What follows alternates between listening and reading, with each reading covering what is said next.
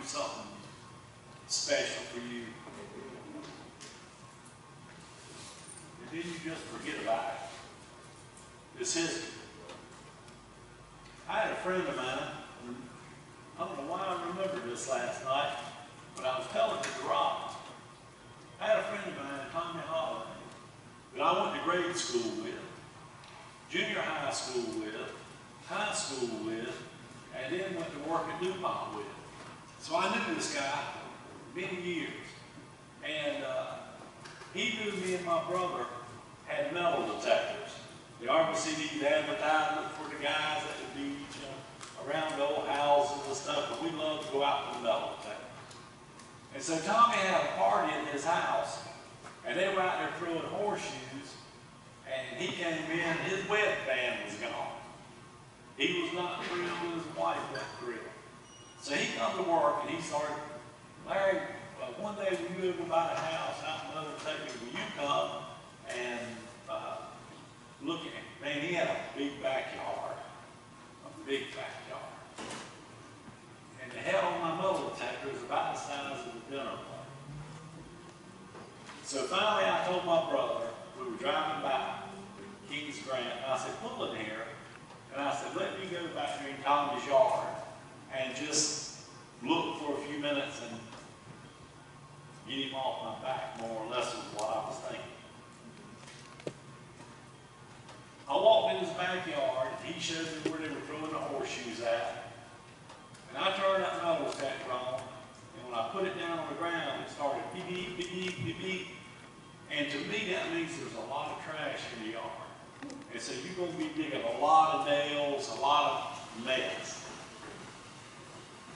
I reset that thing, put it back down on the ground, and went beep, beep, beep, beep, beep, beep. And I took my foot and scruffed the grass, and out popped his wedding band.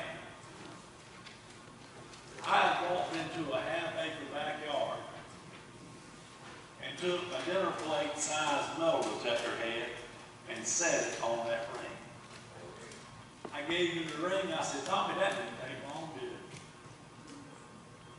And I forgot about that. Father, I just thank you that I'm always in the right place at the right time. So my teaching for today is keep swimming upstream, because any old dead fish can float downstream. This is just for me because I always need something about the words of my mouth. The devil, he's out for two things. He's out for your joy. Joy of the Lord's our strength. You don't have no joy, you don't have no strength. And he's out to get you to say, this is not going to work. My husband's never coming home. I'm never going to get a job. I'm never going to do whatever. And once he can get you doing that, then you're trapped. And when God said, let us make man in our image, God creates good workers. Or he kills things with words. No man eat fruit of you forevermore. And I mean to tell you, that thing was gone. That fig tree was history. If there's things in your life, I speak the spinal cord into your paralysis, and I say, you are removed and cast into the sea. But it's the words in your mouth that Satan is. Do you really believe that you need to watch over your mouth? Most believers don't. You can tell that by listening to their conversations. Number one word in the English language, the word death. Tickle me to death, thrill me to death, scare me to death. Wayne, I just love you to death. Man, I tell you. So the devil knows once he's got you cursing yourself and your family and stuff, he don't even have to work with you. He can just move on to the next family. Do people like that have what they say? Oh yeah, they're talking about flu season's coming around, or the pollen season, and I'm going to be sick. I'm going to be sick as a dog. I don't know what sick of the dog is, but I don't want it. Check with them in a few weeks, they'll be quick to tell you that they got just as sick as they said. But if you dig in the Word of God and find out what it has to say about the subject, they realize the words they speak have a tremendous impact on their lives. You're just like your daddy. You're stupid. You're never going to amount to anything. You ever heard that? You ever heard sticks and stones break my bones, but words will never harm me? Words have done more damage than any stick or stone, gun, or knife, and anything that's ever been created. There's people carried things. Jack Frost came here one time and was ministering the Father's love, and right back there where Derek sat, there was a little man about 60 or 65 years old. And something had happened. His dad had been dead for years. Something had happened between him and his dad. And while Jack Frost was ministering, this man just goes, "Whoa!" and just bust out crying. And Jack Frost just ran back there and grabbed him and just held him. What do you think that he had been carrying? Yeah, all those years is something that maybe shouldn't have never been said. If you're a born-again believer, you've already experienced the most powerful example of your words. You believed in your heart, confessed with your mouth the Lord Jesus, and you changed the eternal course of your life. You knew firsthand just how powerful words can be. I remember 14 years old in Emmanuel Baptist Mission. It was a small church from Sunset Park Baptist Church. And I remember exactly where I was seated. Reverend Rob Jernigan was preaching. And I mean to tell you, I was well in that seat. I couldn't get out of it. But I'll tell you one thing. The very second that I lifted that far off that seat, I was up in front of that church. And you just don't never forget things like that. I mean to tell you, best move I ever made. You see, the world around you is in a negative flow. It's like a rushing river. It's always pulling at you, trying to see if you can flow with it. Living by faith and speaking words of faith is like trying to paddle upstream. You can do it, but it's a lot of work. And there's never a time you can just afford to take a vacation. What happens if you stop paddling, the boat stops swimming? And I mean to tell you, like a dead fish, you're going right back down the road. It says, there's never a time you can afford to take a vacation from it. All you have to do is relax a little bit, and you'll start drifting right back down the river. Make a decision right now to sit and watch, open your mouth. And I asked the Lord that. And you know, the longer you do this, the better you'll get at it. But I can meet somebody, and I was trying to think who it was. It was my son. But this person came to the house, and they said something like, tickled me to death, thrilled me to death, or scared me to death. And as soon as they walked off, my son said, "They've never heard Charles Catholics." He had a series called Power and Life of Words. And it was a life changer.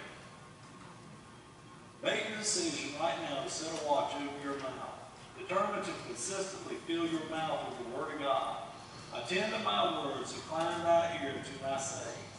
Let God's Word be your watch, and everything you say will take you a little further up through. And tomorrow I was just thinking that that's the 24th year since Miss Sherry and our two kids have been in the wreck. And I just want to thank God for keeping me and them all these years, keeping us safe, watching over us, and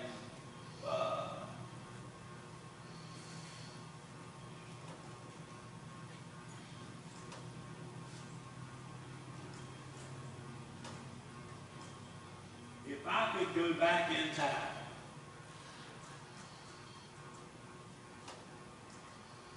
right before that wreck. And the Lord would tell me, Larry, you can miss this woman. She'd run out and hit us. This woman will miss you, and you can go on with your life.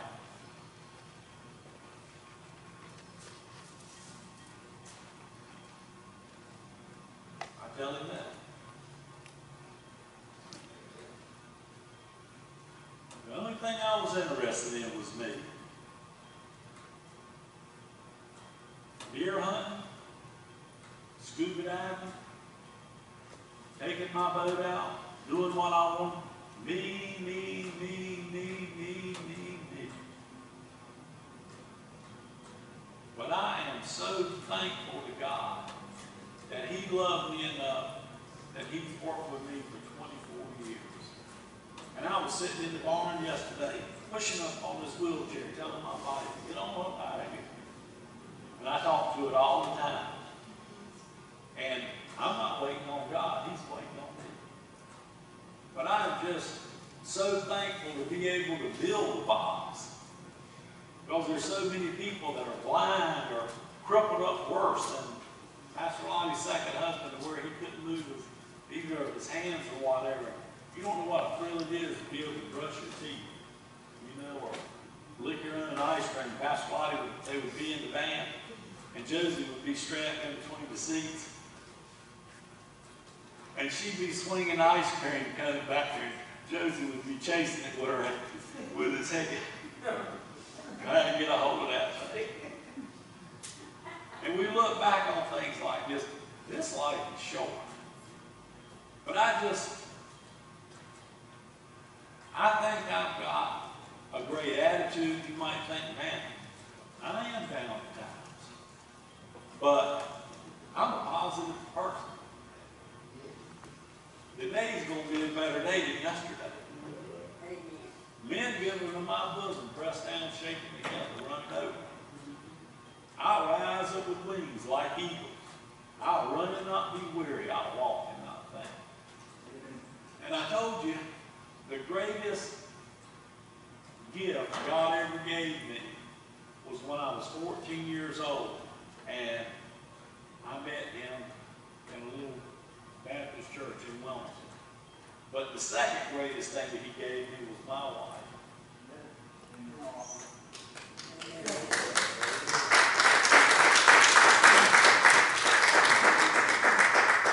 So, would you take Him in sickness and health? I'm going back to Pastor Lottie's second husband. He got in a wreck, had a severe spinal cord injury. He could move nothing. His wife took a look at him and said, you look like a frog. I'm divorced from you. Could you imagine?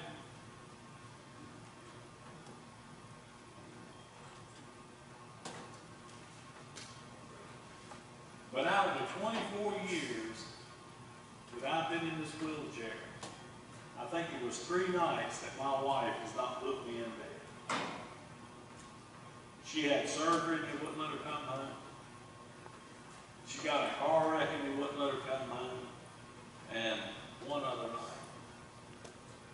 But just want to tell my wife that I love her, how much I appreciate each and every one of y'all as my family. And this is the greatest place to be and the greatest time to live, to serve God.